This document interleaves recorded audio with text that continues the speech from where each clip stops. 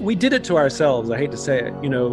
We overemphasized this rugged individualism ideal in the United States, and it's backfired on a number of levels. One, we've put massive pressure on a young generation that they have to have everything figured out by themselves, do it all themselves, work hard, have a vision, et cetera, et cetera, et cetera. Know your purpose, which is, by the way, no human being is strong enough to do that alone. And we've forgotten the value of service.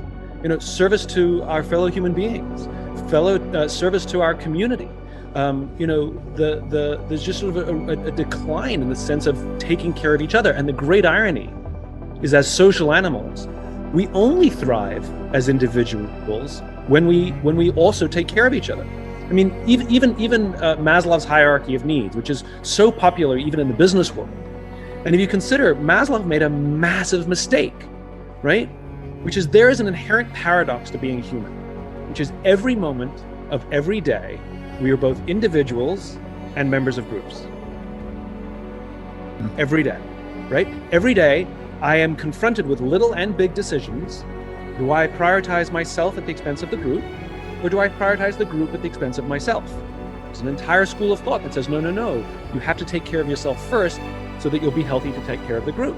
And there's another entire school of thought that says, no, you have to take care of the group so that they can take care of you when you need it. And the answer is, you're both right and you're both wrong. It's a paradox. And this is what Maslow got wrong. At the base of his pyramid is food and shelter. And on the third level up is relationships. I've never heard of anyone dying of suicide because they were hungry, right? We die of suicide because we're lonely. In other words, there's something more important than food and shelter. If you only consider us as individuals, Maslow nailed it. You got it 100% right. The problem is, he forgot that we're also members of groups. And that's the problem. He's only half right. And we've so prioritized, and think about what's at the top of Maslow's hierarchy.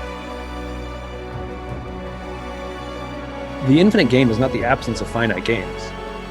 It's the context within which those finite games exist. There's nothing wrong with winning if the rules of the game allow for winning, right? There's nothing wrong with metrics and counting. Our dopamine-driven brains need to count things. We need to feel the progress, count the progress. You can't run a marathon without mile markers. It's actually really unnerving, right? There's nothing wrong with that. But to what end is the question I would ask. To what end? You want to make money. To what end? You want to get a promotion. To what end? So you can retire. They're not going to write the last balance on your bank account on your tombstone. Nobody wants the title on their last business card on their tombstone. We want to be remembered for the kind of people we were. Devoted husband, loving mother. This is the kind of people we were, and yet we forget about that. And the funny thing is, we're so obsessed with the finite. I mean, take exercise as a great example of the analogies we should be using. We overuse sports and war analogies in business, right? I can only imagine what it must be like over there. Let me know how I can help you. I don't want to be that difficult customer who makes your job worse. I just want to be that customer who can make your job better. And it's remarkable how people respond when we're just nice to them. Say please and thank you. Look the barista in the eye and say, thank you. How are you? And actually mean it. My friend, Lieutenant General George Flynn from the Marine Corps, says his true test of leadership is if you ask somebody how they're doing and you actually care about the answer.